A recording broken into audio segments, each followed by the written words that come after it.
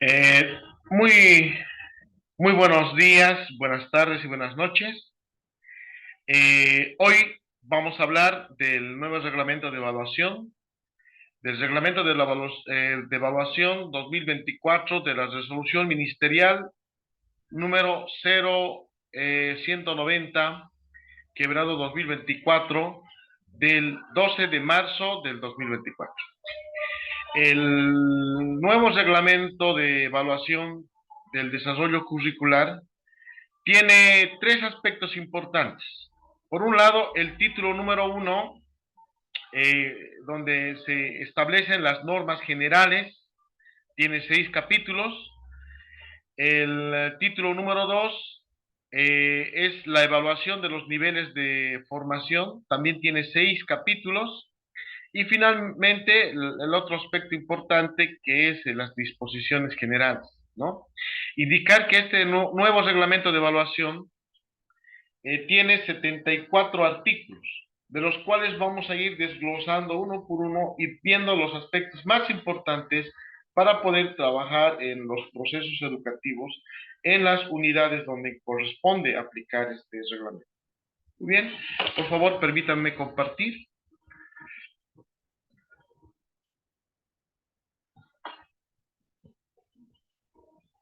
Ahí está. El reglamento de evaluación del desarrollo curricular del subsistema de educación regular, como les decía a un inicio, tiene un título número uno, donde se establecen las normas generales.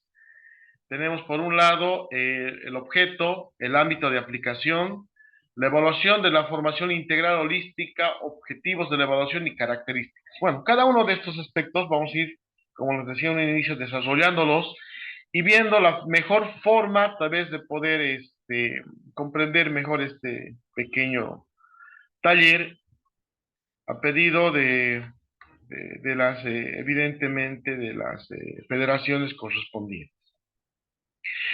El reglamento de evaluación del desarrollo curricular del subsistema de educación regular tiene por objeto regular, ¿no?, el sistema de evaluación en los procesos educativos. El ámbito de aplicación, evidentemente, se aplica en los niveles de formación inicial, eh, primaria y secundaria comunitaria productiva, ¿no? Esto puede ser en las unidades educativas fiscales, privadas y de convenio. La evaluación de la formación integral holística, este es un proceso de valoración a través del análisis de evaluación crítica y constructiva de la formación integral y holística, ¿no? Los objetivos, ¿cuáles son los objetivos de evaluación? Son los siguientes: enfatiza la investigación exploratoria, contribuye al desarrollo integral y holística de los estudiantes, brinda información de los procesos de los resultados, orienta el funcionamiento de la comisión técnico-pedagógica, orienta y apoya al maestro en sus desarrollos oportunos y precisos del trabajo que ellos hacen, orientan a la evaluación del estudiante, sus necesidades educativas, y promueve la participación democrática e integral de los actores de la educación. ¿Cuáles son las características? Es integral holística, científica, dialógica, orientadora, flexible, permanente, transparente, confiable, cuantitativa, cualitativa, comunitaria y sistemática. Bueno, esto es lo más importante, tal vez, ¿no? Que es tal vez un aspecto bien importante para poder puntualizar. La Comisión Técnico-Pedagógica eh, es la instancia que brinda apoyo técnico-pedagógico de la gestión curricular, ¿no? Donde ellos también identifican los logros y dificultades en los procesos educativos de los estudiantes. Esta comisión está conformada por los siguientes, ¿no? El director está dentro de esta comisión. En educación inicial, por ejemplo, indicamos que el director es parte de la comisión técnico-pedagógica y un representante o maestra de cada año de escolaridad. En educación primaria, comunitaria vocacional, de la misma manera, el director, directora es parte de esta comisión y también un representante de los maestros, maestras por año de escolaridad. Y evidentemente la educación secundaria comunitaria productiva está conformado también por el director, un representante de las maestros, maestros por campos y saberes y conocimientos. Ya. Esta comisión tiene la siguiente estructura. Tiene un presidente, un secretario, ¿cierto? Que son elegidos evidentemente por los maestros. En las unidades educativas asociadas que cuenten con uno o más maestros, estos serán responsables de la comisión técnico-pedagógica. Funciones. ¿Cuáles son las funciones de la comisión técnico-pedagógica? Como, por ejemplo, está uno, conocer temas pertinentes al desarrollo de los procesos educativos. Dos, la comisión de alguna manera identifica, detecta las debilidades de limitaciones de los estudiantes. Tres, tienen ellos que programar, realizar sesiones con los maestros en coordinación con el director, apoyar a los maestros en sus gestiones curriculares, programar reuniones a mediados de cada trimestre. No se olviden de este aspecto, es importante. Convocar a los maestros y padres de familia para que asuman responsabilidades compartidas. Realizar reuniones trimestrales de forma obligatoria convocatoria de la dirección. Analizar e informar a director, directora sobre las necesidades de brindar una atención permanente de los logros y evidentemente holísticos, ¿no?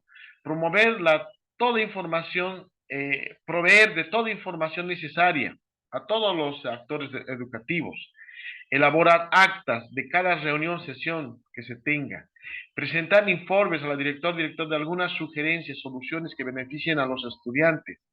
Sí o sí se tiene que promover el intercambio pedagógico. También otro aspecto importante está presentar en coordinación con el director informes a la Defensoría de la Niñez sobre aquellos casos en los cuales los padres no apoyan a sus hijos en las situaciones pedagógicas, ¿no? Recoger, analizar la información, identificar, valorar las capacidades, cualidades, potencialidades del estudiante, conocer, socializar y dar cumplimiento de manera oportuna al presente reglamento. Bueno, eso serían por un lado las atribuciones o las funciones que tiene la Comisión Técnico Pedagógica. ¿Quiénes son los actores de la educación? Está por un lado el director, está los profesores, los estudiantes y evidentemente los padres de familia. Esos son los actores, ¿no? Y para cada uno de estos aspectos también se tiene cuáles son sus principales funciones o responsabilidades en todo caso. El director, directora, la directora o el director, ¿no es cierto?, de unidad educativa, tiene que realizar el seguimiento en acompañamiento con la comisión técnico-pedagógica, los maestros, maestras, en los procesos y estrategias educativas. Dos, evaluar la aplicación de metodologías, uso de recursos materiales. Tres, realizar el apoyo seguimiento al desarrollo curricular. Cuatro, revisar y centralizar la información de los resultados de evaluación de los estudiantes por año de escolaridad. Cinco, eh, analizar los casos de estudiantes con discapacidad o dificultades del aprendizaje extraordinario, ¿cierto? Para que estos estudiantes puedan recibir de forma oportuna una educación tal vez integral por parte de los profesores, ¿no? Informar sobre los resultados de la información integral de los estudiantes. Convocar a reuniones a los actores educativos. Participar con carácter de obligatoriedad en reuniones periódicas de informes, aprovechamiento, ¿no? Entonces, es importante que por lo menos se desarrollen por mes una reunión, ¿no es cierto? Tanto los profesores, la comisión técnico-pedagógica y el director, para evidentemente subsanar algunas debilidades y corregir algunas situaciones que se tienen que desarrollar. Particularmente con estudiantes que tienen dificultades del aprendizaje, ¿no es cierto? ¿Ya? Ahora, ¿cuáles son las responsabilidades de la comisión técnico-pedagógica? Analizar los casos remitidos por el director, coordinar acciones evaluativas y apoyo pedagógico, informar al director, directora los recomendados sobre acciones, resultados que deben asumir. Registrar en actas los resultados de las reuniones. ¿Cuáles son las responsabilidades del maestro? Son varias, ¿no? Analizar, reflexionar, valorar procesualmente las actividades, estrategias a desarrollar, registrar la información de los resultados obtenidos, informar, comunicar oportunamente a los estudiantes. O sea, ningún maestro no puede negar el derecho de informar sobre las notas. Si algún estudiante se presenta y dice, profesor, quiero saber mi nota, entonces el maestro está obligado a informar sobre el proceso, sobre el estado de la situación del estudiante. Brindar información en cualquier momento sobre el desarrollo, tanto estudiantes, tutores y padres de familia. Reportar informes de evaluación de manera permanente. Registrar las calificaciones de la libreta electrónica. Ellos tienen que registrar las calificaciones, ¿no? Los maestros, en el caso de los maestros de inicial comunitaria, primaria, son responsables del registro en el sistema CIE, los maestros, tanto en inicial como en primaria. En secundaria, de la misma manera, el responsable del registro de las notas es el maestro, ¿no es cierto? Bueno, por otro lado, la generación de archivos digitales es importante, una de sus responsabilidades, la impresión de libretas electrónicas. Al margen de poder registrar en el sistema CIE, los docentes tienen que tener un archivo digital y también impreso sobre los procesos educativos de los estudiantes. También los profesores tienen que convocar oportunamente a los padres y madres, tutores, para dar a conocer sobre la situación y el estado evidentemente, del desarrollo curricular que cada estudiante tenga. Informar oportunamente al director, padres de familia, tutores, a algunos estudiantes que no asistan a clases, ¿no es cierto? Eso es importante, por un lado. Por otro lado, las y los estudiantes tienen las siguientes responsabilidades: participar de forma activa en todos los procesos educativos, solicitar información sobre su estado, sobre su proceso de aprendizaje, comunicar oportunamente a su mamá, papá, tutores sobre cuáles son los logros y dificultades, promover actitudes de transparencia y no discriminadoras ni patriarcales de interrelación. ¿Cuál es la responsabilidad de la madre y padre? Uno, brindar la información a sus hijos sobre que tienen que asumir responsabilidades en los procesos educativos, realizar seguimiento permanente a sus hijos, hijas, ¿no? No solamente dejarlos, inscribirlos en el colegio, sino que tienen que realizar un seguimiento oportuno y permanente. Tienen que conversar con el director, con los profesores, tienen que intercambiar información para la mejora de sus hijos, ¿no? Tiene que haber un diálogo reflexivo en sus hijos y sus hijos asumiendo acciones para superar las dificultades y tienen que asistir de manera puntual, responsable a las reuniones convocadas, ¿no? De todos modos, en las unidades educativas se ha podido trabajar en el sentido de la hora de visita de los papás. Ese momento es importante para que el profesor pueda brindar información necesaria del estado y proceso del estudiante. En función de eso, y es obligación netamente del padre de familia asistir a estas reuniones a convocatoria, evidentemente, de los profesores, ¿no? Bueno, vamos a hablar así de la educación inclusiva. Educación inclusiva, eh, evidentemente, es un proceso de detección, valoración de los estudiantes con discapacidad. Primero, uno, se detecta estudiantes con discapacidad, dificultades del aprendizaje, o tal vez pueden ser, en todo caso, estudiantes con talento extraordinario en coordinación con los centros educativos especiales. En casos que se considere necesario, se realizará la evaluación integral, ¿no es cierto? En algún momento, la Comisión Técnico-Pedagógica y evidentemente un equipo de profesores tendrán que formar una valoración, o tendrían que realizar una valoración integral, un equipo multidisciplinario para evidentemente atender a estos estudiantes, evidentemente en coordinación con los centros de educación especial, ¿ya? En el caso de estudiantes con discapacidad intelectual, las recomendaciones de la evaluación integral diagnóstico es preferentemente más importante y obligatorio para el desarrollo de sus procesos educativos y permanentes. El desarrollo de estos procesos educativos eh, para personas con discapacidad es netamente estratégico y también se tienen que implementar adaptaciones curriculares, ajustes razonables, ¿no es cierto? En el caso, por ejemplo, de estudiantes que utilicen la lengua de señas, braille, el uso de materiales didácticos que mejoren los procesos de aprendizaje.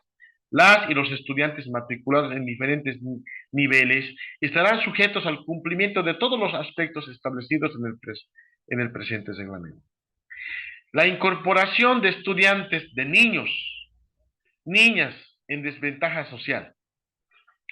Cabe mencionar que la incorporación de estos niños, niñas en desventaja social, ¿cuáles son los niños considerados con desventaja social?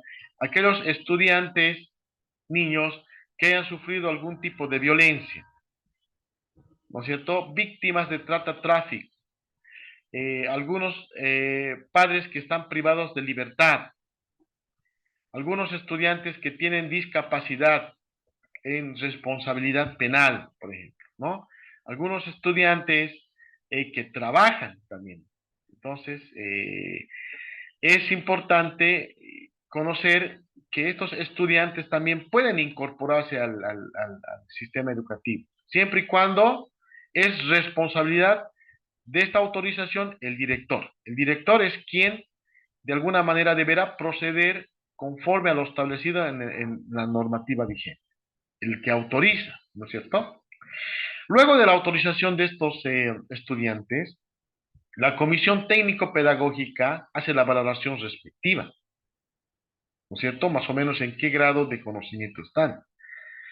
Posteriormente, la comisión técnico-pedagógica elaborará un informe respectivo a los resultados de calificación cuantitativa y cualitativa de estos estudiantes.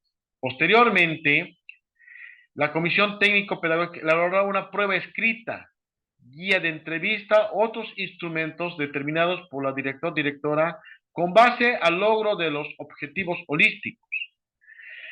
Seguido de eso, de la valoración de los criterios de evaluación, se elaborará un acta. La Comisión Técnica Pedagógica redactará un acta donde se establecen los resultados de la valoración cuantitativa y cualitativa. Seguidamente, se elaboran los actas supletorios de promoción, ¿no es cierto? ¿Esto qué quiere decir? Con base a la valoración efectuada por el maestro o maestra de las áreas y saberes del conocimiento, la directora redactará el acta supletoria que reemplazará a la libreta electrónica. Una vez que este estudiante con desventaja social ingresa, es por un lado valorado, por un lado se tiene el informe de la Comisión Técnico-Pedagógica, donde informa los logros y las dificultades que tiene, se elabora los criterios, se elabora una prueba escrita, una entrevista, alguna situación, algún instrumento que pueda ayudarnos a valorar el grado de conocimiento que tenga. Posteriormente se redacta un acta de inscripción, posteriormente se desarrolla o se redacta un acta supletoria que tiene carácter de libreta electrónica y tiene el mismo valor y legalidad de una libreta electrónica. Entonces, este es el procedimiento para esos estudiantes en desventaja social. El acta supletoria deberá ser firmada y archivada por el directora de unidad educativa. La promoción a través de estrategias de nivelación para la población en desventaja social se aplicará solamente hasta niñas, niños, al grupo etario un grado de escolaridad que le corresponde. ¿Esto qué quiere decir? Por ejemplo, si digamos un niño o niña en desventaja social tiene 8 años y evidentemente tiene la necesidad de ingresar al colegio, a la escuela, en todo caso, perdón, entonces el niño de 8 años estará pues en tercero de secundaria.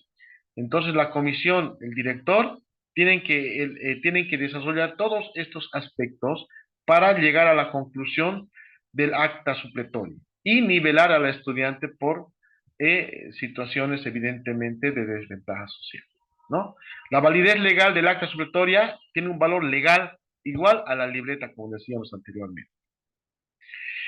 Las madres, padres, tutores tienen que asumir un compromiso de responsabilidad en los procesos de formación de sus hijos. Y la capacitación del maestro personal administrativo es netamente responsabilidad del Ministerio de Educación, como indica en el artículo 20. La nivelación por rezago. La nivelación por rezago siempre y cuando se realiza, siempre y cuando se realice 2 o más años de edad, a diferencia del grupo etario, como les decía anteriormente, ¿no? El presente reglamento será aplicado a estudiantes que provengan del extranjero. El presente reglamento será aplicado a estudiantes que provengan del extranjero y que no cuenten con libretas electrónicas. En todo caso, tiene que haber una homologación en relación a eso, ¿no? La nivelación de estudiantes con rezago escolar se encuentran dentro y fuera del sistema educativo. Se realizará con inscripción, matriculación, niños, adolescentes de los siguientes criterios.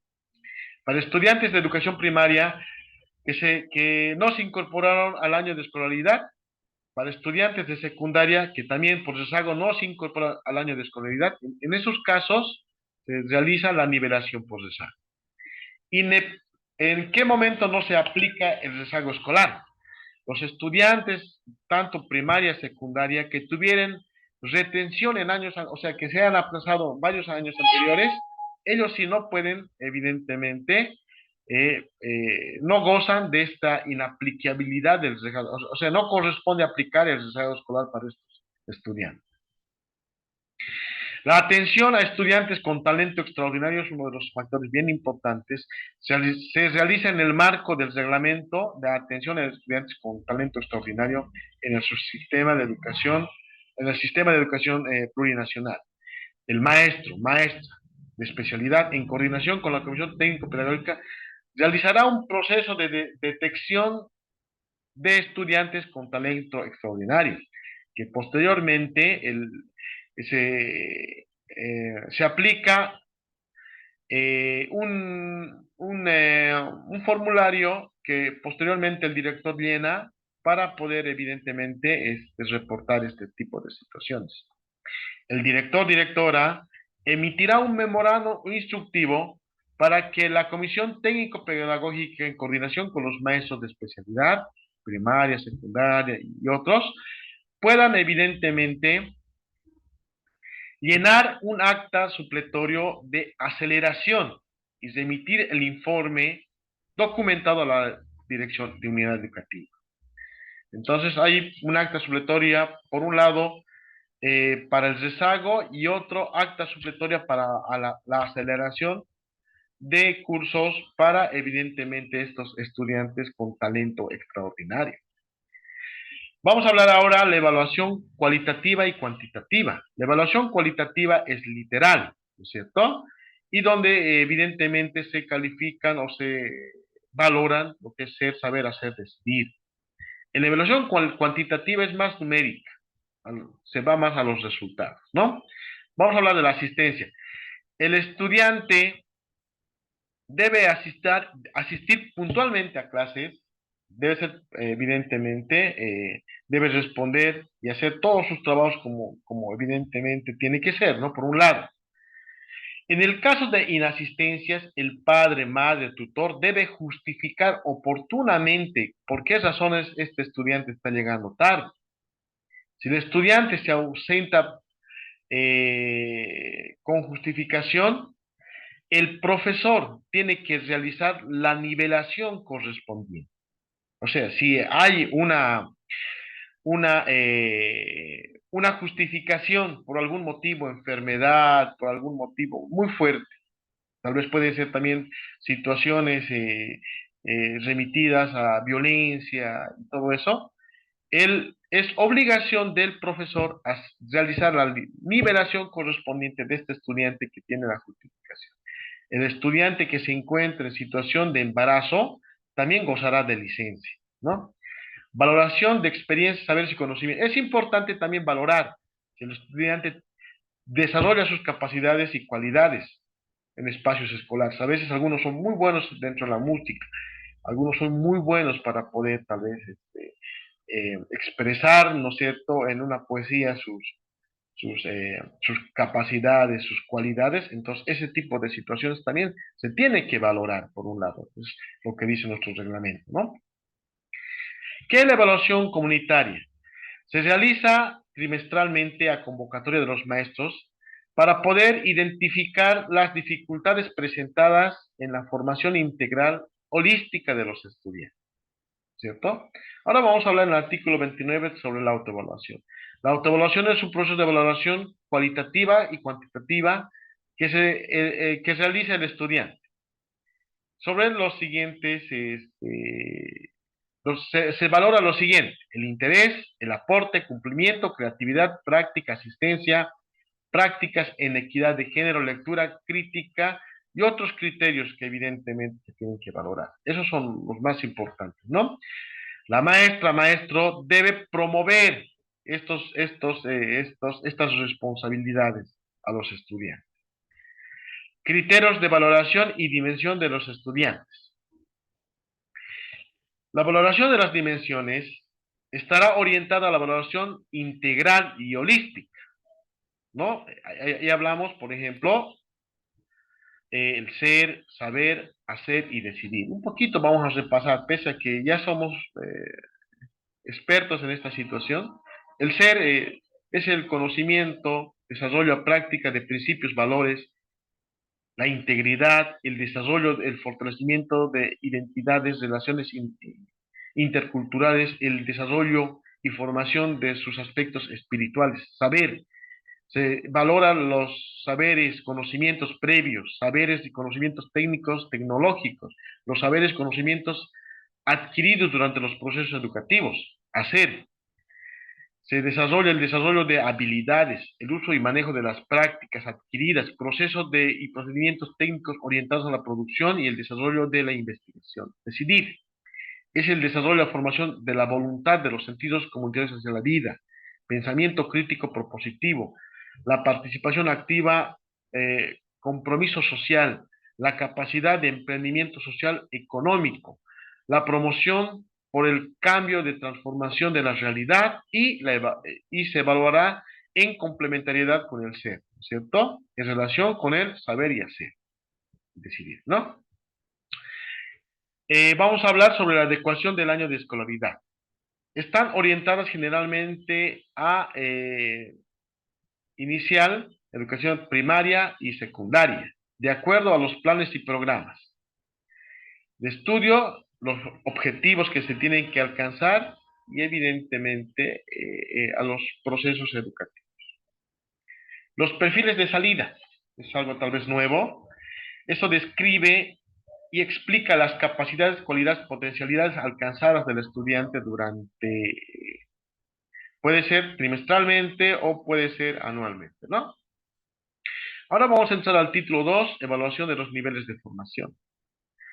La evaluación inicial, ¿qué es la evaluación inicial? Es la cualidad, es el proceso de desarrollo de las capacidades, cualidades, potencialidades, ¿cierto? Eh, el proceso o la evaluación inicial eh, tiene las siguientes características. Eh,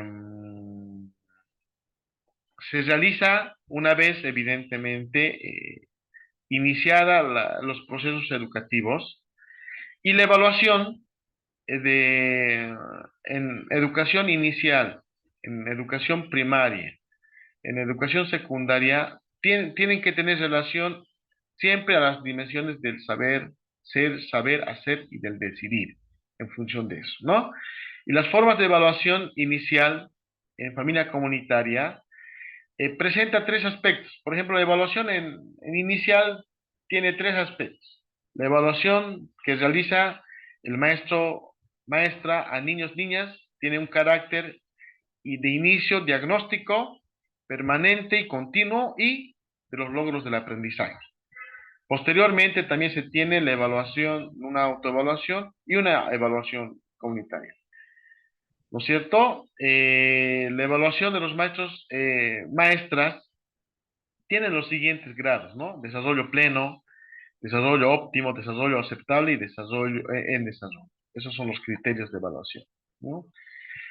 La autoevaluación deberá brindar apoyo a los niños, niñas en diferentes estrategias desde el inicio y en el proceso. Eso ya hemos hablado, ¿no? La evaluación comunitaria se desarrolla en el marco del presente reglamento. ¿No? Puede ser trimestralmente y uno anualmente, ¿no?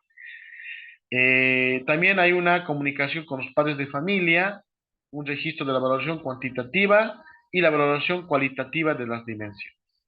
Ya, tanto en primaria como, perdón, tanto en inicial como en primaria es lo mismo, ¿no? Igual, en primaria tiene las siguientes características. La evaluación para los maestros a estudiantes es inicio, diagnóstica, permanente, continua y de los logros del aprendizaje. También tiene una autoevaluación y una evaluación comunitaria. De la misma manera, es de carácter procesual continua, ¿no es cierto? La evaluación, ¿no?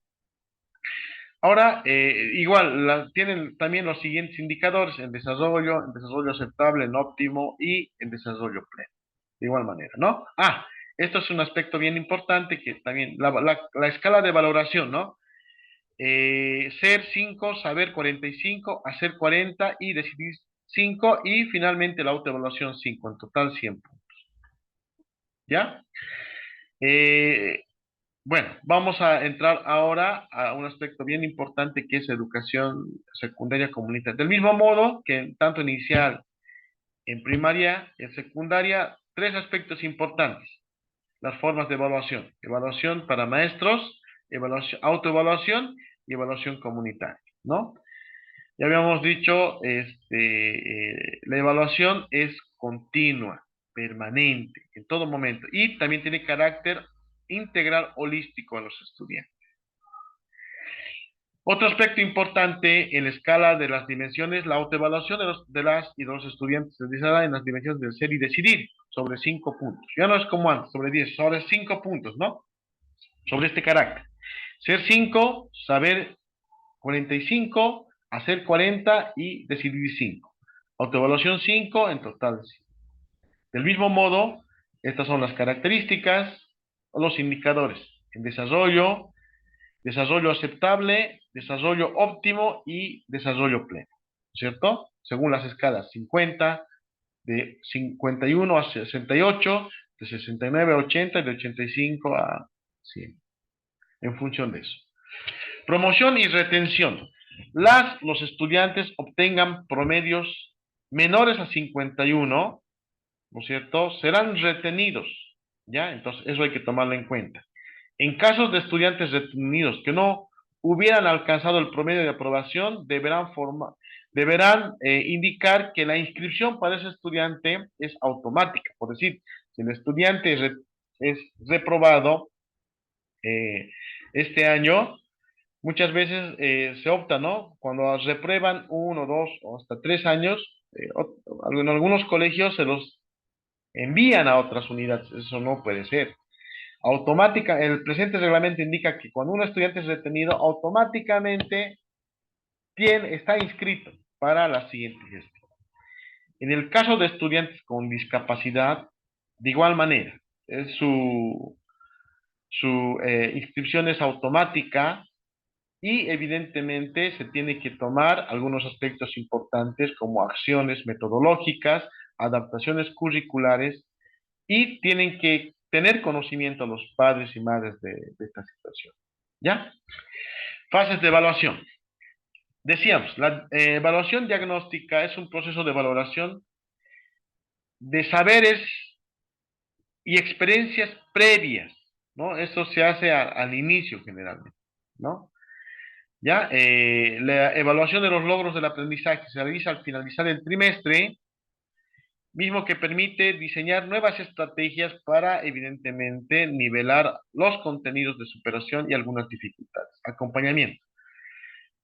Las y los estudiantes, sí o sí, tiene, que algunos presenten algunas dificultades, tienen que recibir apoyo y acompañamiento de los, primeramente, tienen que estar insertos en esta situación los maestros, la comisión técnico-pedagógica, sí o sí, ¿no? Informes.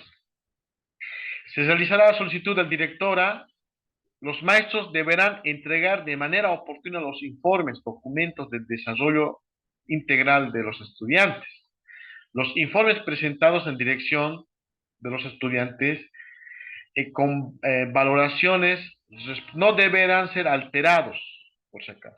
Sí o sí tienen que, evidentemente, presentar, ¿no? Informes periódicamente. Seguimiento y supervisión.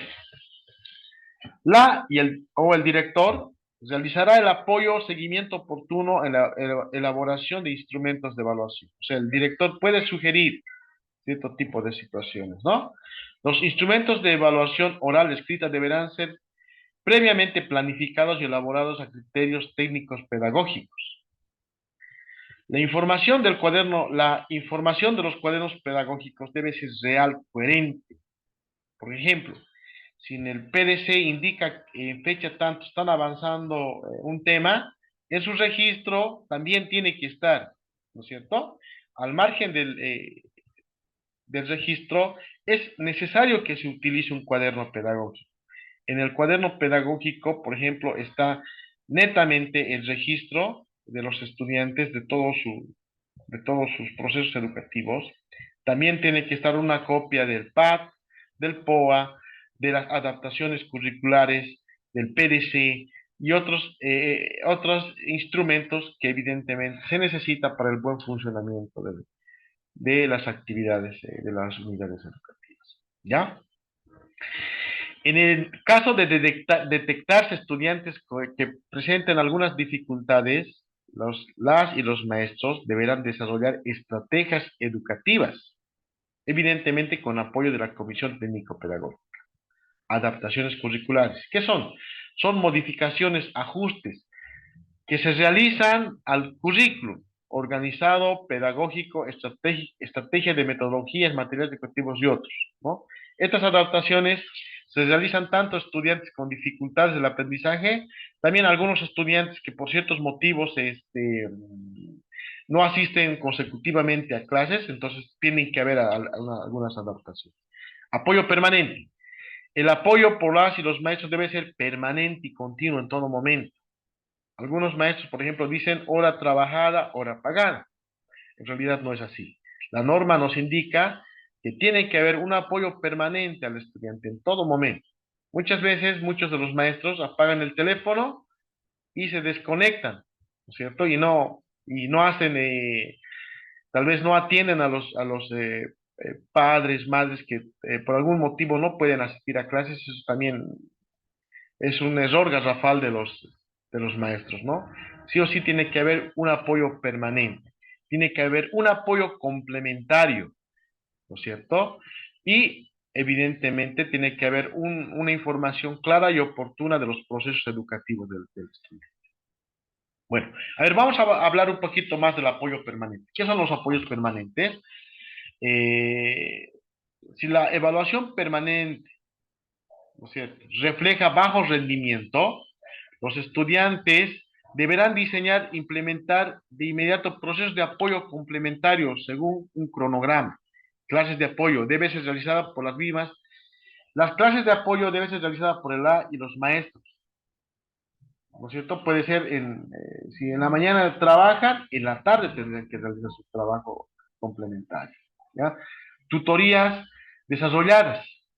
Eh, en todo caso, las y los maestros, de la misma manera, tienen que realizar unas tutorías para que el maestro, maestra de otros niveles tengan conocimiento de qué se está trabajando en los apoyos permanentes que se realizan. Por otro lado, La y los maestros eh, debe hacer un seguimiento, apoyo complementario para el cumplimiento de los objetivos holísticos. Hay que ver, digamos, si estamos realmente cumpliendo como tiene que ser. Artículo 69. Intercambios pedagógicos. La comisión técnico-pedagógica, más el director, deberá realizar un intercambio pedagógico en evaluación. Mínimamente esto se tiene que realizar una vez por gestión. Las y los maestros deberán desarrollarán la evaluación en su aplicación con estudiantes de otras unidades educativas. Los resultados obtenidos de esta evaluación deben ser socializados y tienen que intercambiar algunas experiencias pedagógicas para fortalecer los procesos educativos de los estudiantes. Vamos a hablar ahora sobre los instrumentos de evaluación y seguimiento y comunicación.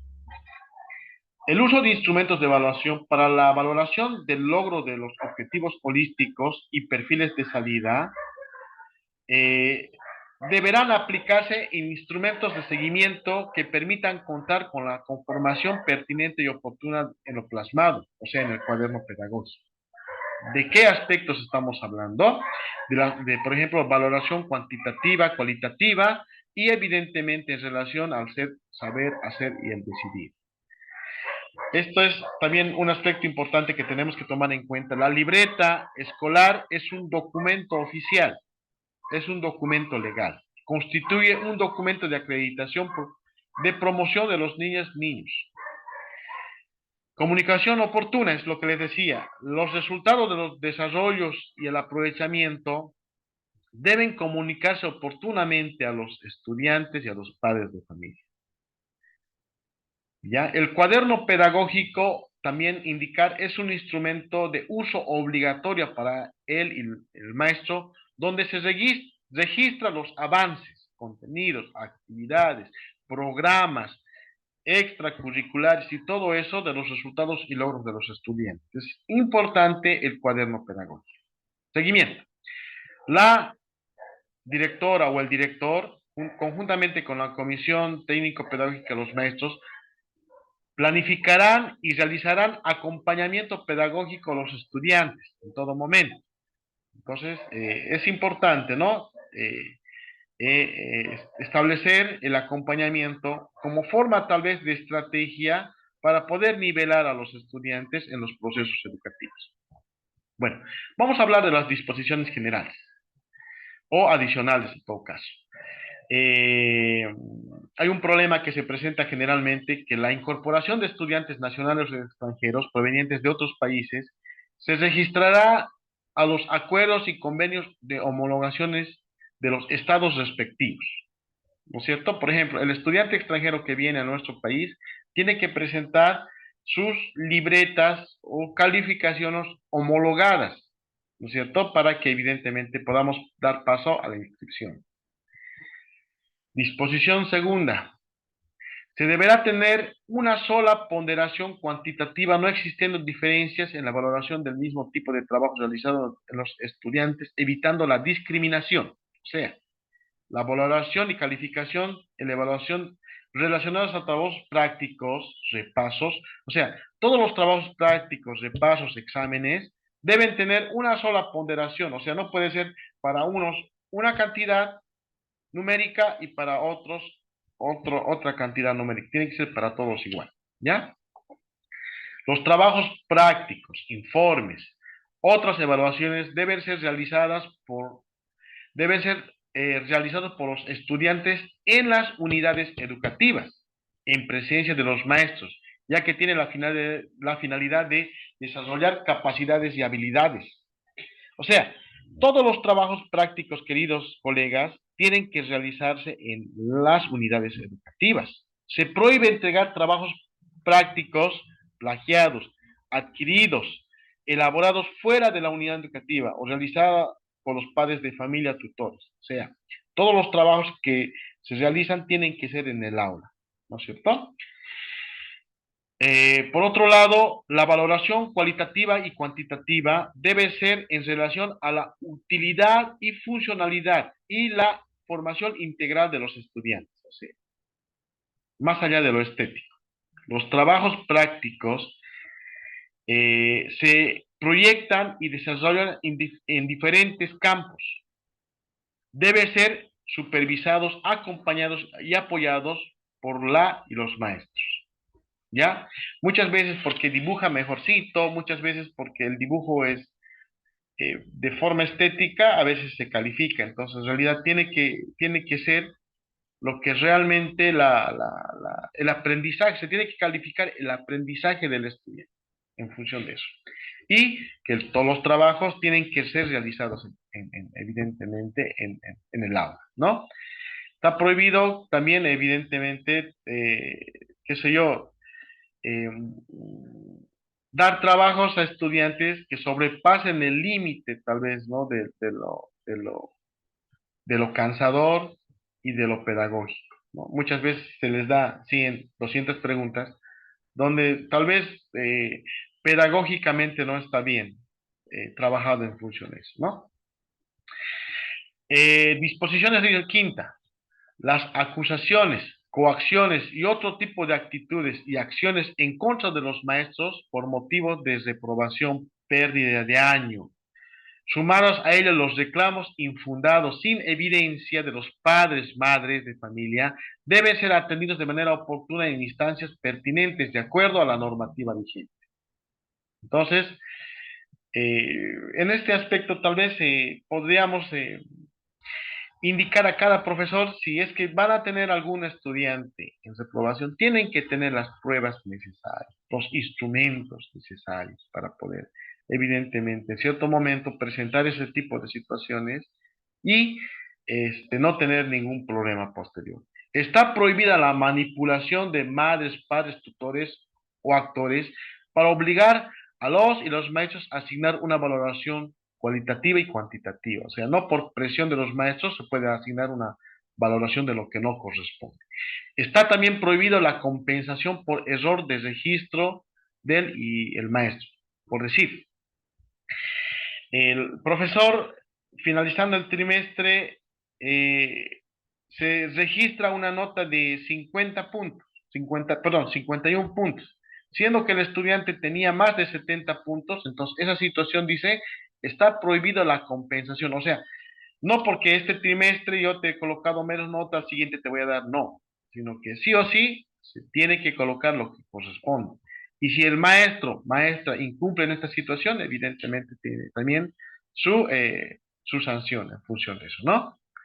Sexta, la participación de las madres, padres, tutores a sus responsabilidades en los procesos de evaluación del desarrollo estarán sujetas al reglamento de participación social. O sea, los padres y madres de familia tienen también su participación y esta está sujeta a los reglamentos de participación social comunitaria, ¿no?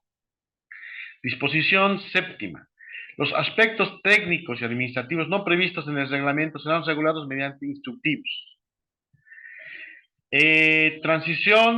Disposición de transitoria única. En casos extremos de crisis sanitaria, desastres naturales, la evaluación se realizará tomando en cuenta las siguientes contingencias.